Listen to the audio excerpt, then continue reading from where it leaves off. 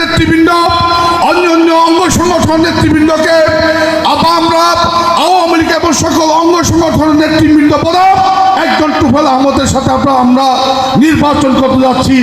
এই নির্বাচন আমরা 21শে মে দেখিয়ে দিতে চাই। আমরা এমনভাবে পরিণতি দেব আমাদের প্রতিপক্ষ টুফেল আহমদকে, ভবিষ্যতে এই টুফেল আহমেদ আমাদের আওয়ামী লীগের প্রার্থীর সাথে নির্বাচন করার কোনো সাহস পাবে না। আমরা রাজি আছি কিনা বলেন?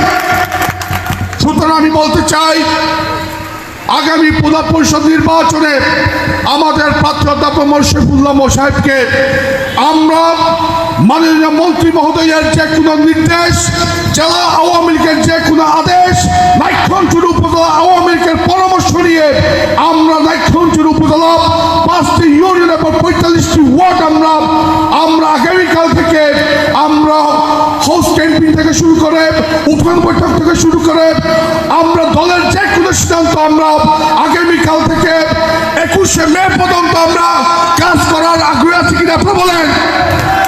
যদি আগ্রহ থাকে 21শে মে আমাদের বিজয় বিপুল ভোটে হবে।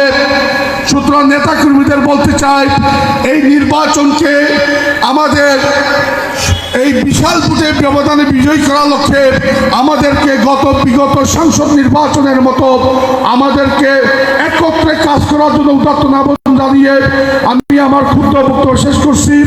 জয় বাংলা, জয় বঙ্গবন্ধু, বাংলাদেশ চিরজীবী হোক।